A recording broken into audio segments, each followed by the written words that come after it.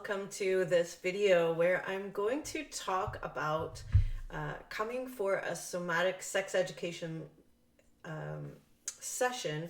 And I am Ilse Kepi. I am a somatic sex educator here in Nova Scotia, Canada, and I am currently working and having my own retreat center and working here, seeing clients in all sorts of capacities. But I specifically wanted to focus on this idea of coming for education around relationships, intimacy, and sexuality, because it's beginning to open up in this part of the world, and I'm very excited about that.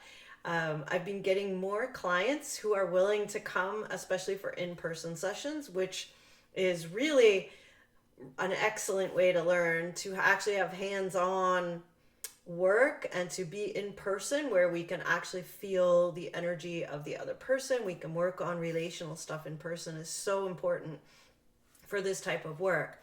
And I do feel that after COVID, online work has offered a certain amount of flexibility and accessibility for people that can't get to an in-person practitioner. However, I do really encourage you to look at working in person with someone at some point, even if it's a hybrid kind of system for you. And I wanted to talk a little bit about the type of clients that I'm getting, which I'm also super excited about because I've been getting a lot of men who are, I would say, between 40 and 70. And that age group seems to be really interested in learning about themselves. And I think that's an amazing step forward potentially, or maybe they always were interested in learning about themselves, but I'm starting to see it now. They're coming to my practice and I'm really enjoying working with this particular demographic of client. I've always focused a lot on women and people that identify as women, helping them become more comfortable with their body through pregnancy, through childbirth, through relationships, finding confidence from abusive relationships. You've probably seen that on my YouTube channel. But I'm really enjoying now having a lot of new clients, which are men, like I said, in this middle age bracket, who are looking for something a little more deep in their relationships. They're looking for more variety. They're looking for more connection.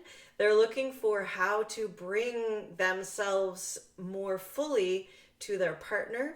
You know, a lot of these men are partnered in mostly monogamous relationships. Some of them are open relationships, but you know, these men are looking for, how can I upgrade myself? How can I learn about myself and bring that to my partner and to my relationship and to our intimate erotic interactions, so that this becomes something that fulfills us as we move into our senior years, that we want to be together. And I think that's really exciting. And so I just want to applaud any men out there who are finding this opening of acceptability, I don't even know if that's a word, acceptableness, to actually look at that and come to this type of work. One thing I notice with great sadness actually is that many of these men have not ever really experienced a connected sexual relationship, and so that seems quite sad to me. A lot of them have kids and grandkids and have never really connected with themselves, right? So we work a lot on connecting the heart and the genitals, connecting the genitals with another person, but also with us being present, to work on that sort of intimacy that has been missing in their relationship. And you know, they have never really worked on, how do I get what I need? You know, a lot of them come in with needs, and I really understand that there's a crying out for something, you know, for something more fulfilling. So they're really coming in with their neediness, which is totally amazing to really recognize that and to look for getting those needs met in a healthy educational way is already showing quite a good level of maturity, I would say. You know, they're not just going out sort of throwing the wrecking ball at their relationship to get their needs met. They're actually trying to do something about it. And so I really value that in my clients, as well as they want to also learn how to please their partners, how to bring their partners along with them. Like if you have a need to um, feel really close and held, that can be communicated to your partner in a way that includes your partner in the consent and in the excitement about what you might want. And so learning those skills of communication, which I find we none of us learn well when we're growing up really, or most of us haven't. So learning to communicate what their needs are, but in a way that is also inclusive and inviting of their partner to help their partner know what their needs are, so that this becomes a mutual exchange. Because I've noticed across the board, these, men that are coming into my practice they're not selfish, they're not abusive, they're not trying to just get their own needs met and never mind their partner. They want to get their needs met and also meet the needs of their partner, so that they can kind of grow together like this, rather than kind of staying separate and wishing something was different. So I just want to applaud many of the men and brave people of whatever gender, if you decide to embark on this kind of relational journey, to look for someone that you really resonate with, a practitioner, somatic sex educator, sexological body worker, sex therapist, tantric practitioner. There's many types of practitioners out there that will work with you. They have differing levels of education, so I would do your research and also find someone with whom you feel safe, with whom you can build trust, and who will hold a really safe container for you that doesn't become sloppy, because that can make it really confusing, right? If you're coming in with all of your intimate vulnerabilities and your practitioner is not really a safe practitioner, i.e., maybe they bring their own needs or their own judgments to the session, it can feel a little bit messy in there. So really do your research, find a practitioner with whom you resonate, who you feel you can build this kind of safe container. Here's what I want to work on. A lot of the men I work with are happily married, monogamous men. They're not interested in going out and having an affair or having a sex worker or any of these other options. There's nothing wrong with those options, but if you want to stay within your agreements of your marriage, somebody who's professionally capable of holding a container for that, so that you can work on things without it becoming a little bit gray as far as what is this. So I work really hard with my clients to set up a container, to decide what we're going to work on, to give them options with how to work on this, all the way from just working emotional, relational stuff, fully clothed, ability to interact. We can negotiate touch. We can do all of those pieces without changing any kind of dynamic between us that then you would usually find with a therapist. Although I tend to find I have a more sex positive, open-minded kind of way of talking about these things than you might find with your typical talk therapist. But a sex therapist may also really be great at that as well.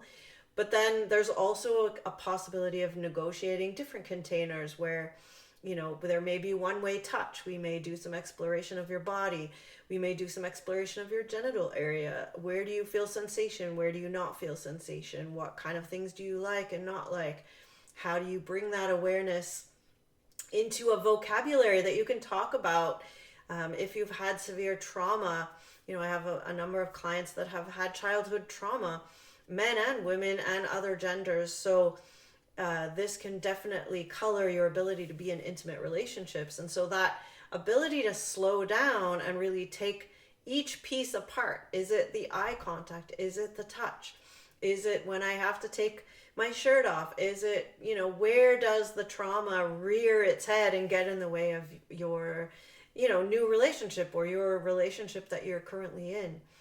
So I find there's that one-way touch, one-way exploration, and then there's a possibility at some point, if it's required or really going to be helpful to your healing, that there may be some two-way touch type of work. Again, though, in a very safe container, saying, here's what we're working with, and here's how we're going to do that.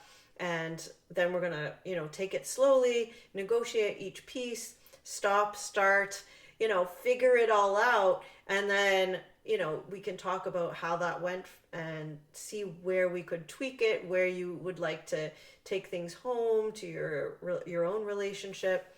So this type of work is really foundational.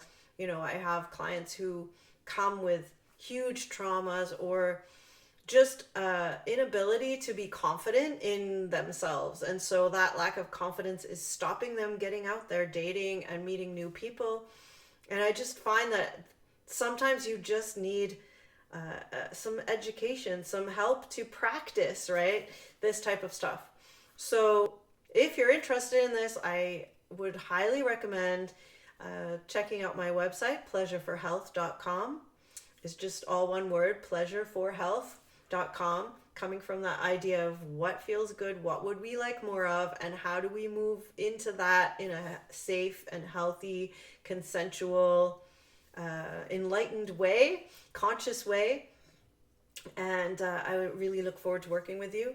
If you're interested in learning more about sexological bodywork, the Association of Certified Sexological Body Workers, the ACSB, is online. I think it's sexologicalbodyworkers.org. You can check out that website. You can also look up, I get a lot of referrals from trustedbodyworkers.com. I think it's .com. Trusted Body Workers. Anyway, that website also has a list of certified practitioners in different areas of erotic work. So do take some time to research, find someone in your area. I'm also open to working online. So if you are interested in starting your journey online and then maybe coming and booking a personal retreat here at our center, I'm happy to offer those types of options as well. And, I currently am on the board of the ACSB and also the chair of the ethics committee. So if you have just questions about this work or questions about any ethical concerns, reach out on the association website, or feel free to reach out to me as well, and I can point you in the right direction. So hopefully that gives you a little insight into this work and the excitement of having it really ripple out to more demographics than it has been in the past, I think. And I'm very excited about that. And I hope it continues to reach more and more minority groups and more, underprivileged demographics that haven't really had access to this type of work before. So thank you for listening, and I look forward to connecting with you. Thanks.